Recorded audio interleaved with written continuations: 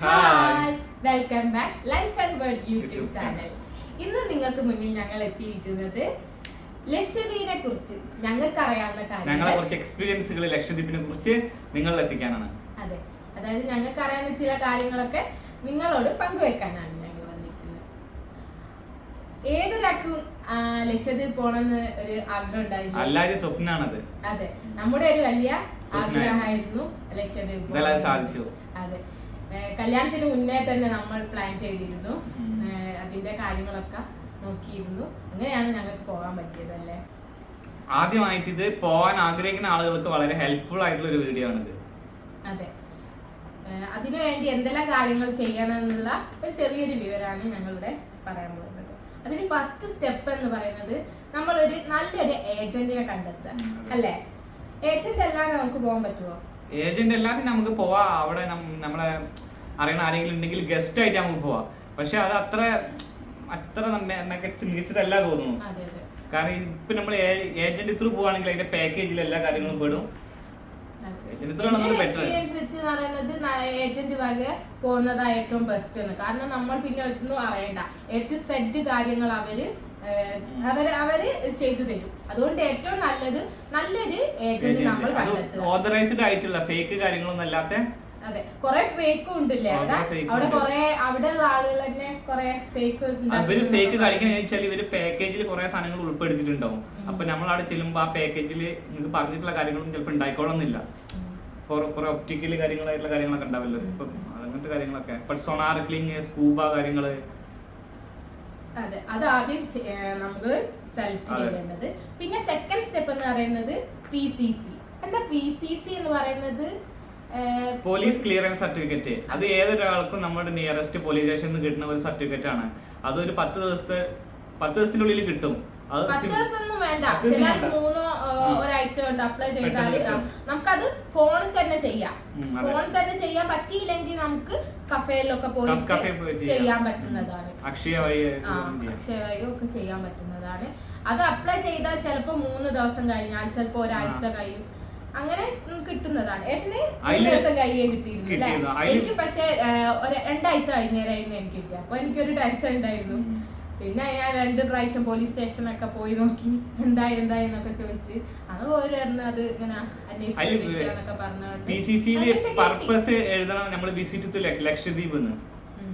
അതെന്തിനു വേണ്ടിയാണ് എന്നുള്ള ഒരു PCC. പലത് PCC ഉണ്ട്. അതായത് ജോബിന് വേണ്ടിയുള്ള PCC ഉണ്ട്, ലക്ഷദ്വീപിലേക്കുള്ള പോകാൻ PCC. അതിലെ ഓപ്ഷൻ ഉണ്ടാവും. അത് നമുക്ക് ഫോണിലോ അല്ലെ അക്ഷയ പോയി ചെയ്യുമ്പോൾ അവിടെ പറയുന്നതാണ്.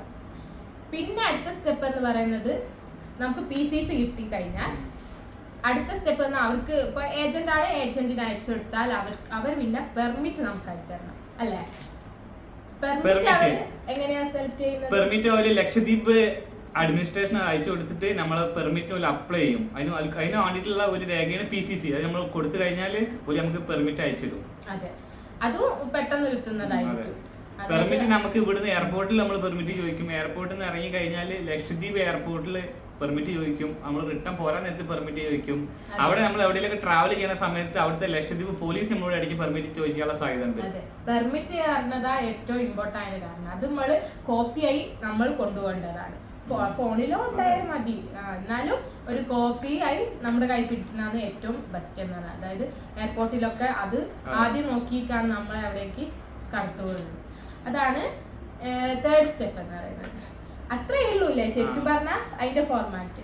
പിന്നെ അവര് നമുക്ക് എന്താ ടിക്കറ്റും കാര്യങ്ങളൊക്കെ അയച്ചു തരും. അതൊക്കെ പാക്കേജിലെ ട്രാവലേഴ്സിന്റെ ജോലികളാണ്. ഫ്ലൈറ്റ് ടിക്കറ്റ് എടുക്കാൻ നമ്മളെ പാക്കേജ് എന്ന് പറഞ്ഞാൽ 4 days and 3 nights പ്രോഗ്രാം വരുന്നു. Flight ticket, entry permit. അതെ, flight ticket up and down ഉൾപ്പെട്ടിരുന്നു ആ പാക്കേജില്. പിന്നെ അതിൽ നമുക്ക് ഇൻക്ലൂഡ് ആയ പ്ലേസുകൾ, ആക്ടിവിറ്റീസ് ഒക്കെ പറയുന്നത് AC room, accommodation, breakfast, lunch, dinner, Agatti island sight seeing, പിന്നെ അവിടെയുള്ള ബീച്ചുകൾ, Bangaram island, Thinnakara island, snorkelling, kayaking. പിന്നെ ഇതിൽ ഇൻക്ലൂഡഡ് ആയിരുന്നില്ല സ്കൂബ അല്ലെ. സ്കൂബ എക്സ്ട്രാ ആക്ടിവിറ്റീസ് ആയിരുന്നു. ഇതായിരുന്നു ഞങ്ങളുടെ ഒരു പാക്കേജ് എന്ന് പറയുന്നത്. ഇത് പലതരം പാക്കേജ് ഉണ്ടാവും അല്ലെ. ഇതിലെന്താ പൈസയില് വ്യത്യാസം വരുന്നെന്ന് പറഞ്ഞാൽ സ്റ്റേയിൽ കാര്യങ്ങളിലായിരിക്കും. സ്റ്റേയിലാണ് ബാക്കിയെല്ലാം സെയിം ആയിരിക്കും. സ്റ്റേയിൽ എന്ന് പറയുന്നത് ഞങ്ങൾ ഹോം സ്റ്റേ ആയിരുന്നു തെരഞ്ഞെടുത്തത്. അത് ഞങ്ങൾക്ക് ബെസ്റ്റ് ആയി തോന്നിയിരുന്നു അല്ലേ. പിന്നെ ഉള്ള സ്റ്റേ എന്ന് പറയുന്നത് ബീച്ച് സൈഡിൽ റൂം എടുത്ത് നിൽക്കുകയാണെന്നുണ്ടെങ്കിൽ നല്ല റെസ്റ്റോറന്റ് ഉണ്ട് അവിടെ അതേപോലത്തെ. അതെ, നല്ല വ്യൂ കാര്യങ്ങൾ കിട്ടും എന്നല്ലാണ്ട് ബാക്കിയെല്ലാം സെയിം ആയിരിക്കും. അതിന്റെ ഒരു ബഡ്ജറ്റ് വ്യത്യാസം മാത്രമേ ഉണ്ടാവുള്ളൂ. അവിടെ തന്നെ റിസോർട്ട് നമുക്ക് സന്ദർശിക്കാൻ പറ്റിയില്ലേ, അവിടെ കണ്ട് നമ്മൾ കുറച്ചു നേരം അവിടെയൊക്കെ. അത്ര സ്ഥലം ഉള്ളത്. അതെ, ചെറിയൊരു സ്ഥലമാണ്. ബീച്ചിന്റെ പുറത്തുനിന്നല്ല. നമ്മളിപ്പം ഒരു ഹോം സ്റ്റേ കിട്ടുകയാണെങ്കിൽ കുറെ ദൂരം ഒന്നല്ല, ആകെ അര കിലോമീറ്റർ 1 കിലോമീറ്റർ ഒക്കെ ഡിസ്റ്റൻസ്. അതിനാണ് ഇത്ര നല്ല പൈസ. നമ്മൾ ചുറ്റി കാണാൻ പറ്റിയ അതെ, ഒരു സൈക്കിളിനോട് നമുക്ക് ഇത്ര 100 രൂപ വാടക സൈക്കിളിനോട് ഞങ്ങൾ മൊത്തം അവിടെ ചുറ്റി കണ്ടു. അതും കുറച്ച് സമയം കൊണ്ട്. പിന്നെ അവിടെ ഏറ്റവും എക്സ്പീരിയൻസ് എന്തായിരുന്നു അവിടെ പോയതിൽ? എന്റെ മെയിൻ എക്സ്പീരിയൻസ് എന്ന് പറഞ്ഞാൽ നമ്മുടെ ജീവിതത്തിലൊക്കെ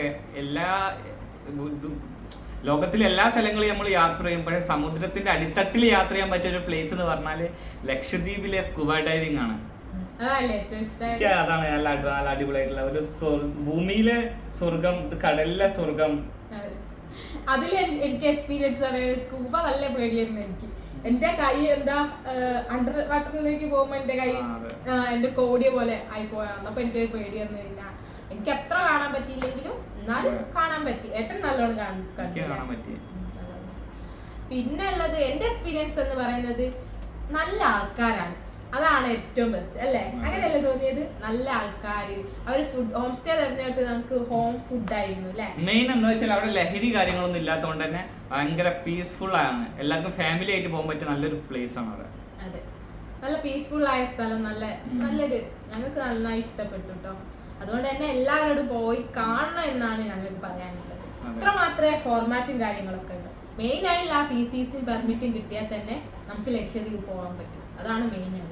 പിന്നെ നല്ലൊരു ഏജന്റിനെ തരുന്നത്. ഞങ്ങൾ പാക്കേജ് ഇതാക്കിയത് എൻട്രൂ ട്രാവൽ ഹബ് ആയിരുന്നു. ഞങ്ങൾക്ക് നല്ല എക്സ്പീരിയൻസ് ആയിരുന്നു. അതുപോലെ കുറെ ട്രാവൽ പാക്കേജ് ഉണ്ട് കേട്ടോ. അതിൽ ബെസ്റ്റ് ആയിട്ടുള്ള ഉണ്ടാവും, ബാഡ് ആയിട്ടുള്ള എല്ലാം ഉണ്ടാവും. ഇത്ര മാത്രമേ ആയിട്ടുള്ളൂ. പിന്നെ അവിടെ ബാഡായി തോന്നിയ എന്തെങ്കിലും കാര്യങ്ങളുണ്ടോ? ബാഡായി തോന്നിയായിരുന്നു അവിടെ മെയിൻ പറയാനുള്ളത് ആകെ 3-4 ദിവസം മാത്രമേ അവിടെ കാണാനുള്ളൂ. അത് ഒരു ബാഡല്ല, അങ്ങനെ തോന്നിയിട്ടില്ല. ഗോവ അവിടെ ഇവിടെ ഒരുപാട് എന്റർടൈൻമെന്റ് ചെയ്യാൻ കാര്യങ്ങളുണ്ട്. പക്ഷെ ഇവിടെ 3 ദിവസം മാക്സിമം 3-4, അതിൽ കൂടുതൽ അവിടെ കാണാനൊന്നുമില്ല. അതിൽ കൂടുതൽ ഒന്നുണ്ടെങ്കിൽ ചിലപ്പോ ബോറടിക്കും. അത്രേ ഉള്ളൂ അവിടെ. അതുകൊണ്ട് 3-4 ഉള്ള പാക്കേജ് നിങ്ങൾ സെലക്ട് ചെയ്യാൻ ആദ്യം നോക്കുക. അത് മാത്രമേ ഒരു ബാഡ് കാര്യമായിട്ട് പറയാനുള്ളൂ. വേറെ ബാഡ് കാര്യം പറയാനുള്ളത് എന്താ? പിന്നെ അവിടെ ഇപ്പൊ ഫുഡ് എന്ന് പറയുന്നത് മീൻ വിഭവങ്ങളായിരിക്കും. ചിക്കൻ അത്ര അധികം മീനുമായിട്ടാണ്, വിഭവങ്ങളായിരിക്കും അവിടെ ഉണ്ട്. പിന്നെ നമുക്ക് അവിടെ ഏറ്റവും ഫേവറേറ്റ് ഫുഡ് എന്ന് പറയുന്നത് എന്തായിരുന്നു? അത് ഉണ്ട പറഞ്ഞ ഒരു സാധനമല്ലേ, ദീപുണ്ട. അത് നല്ലതായിരുന്നു.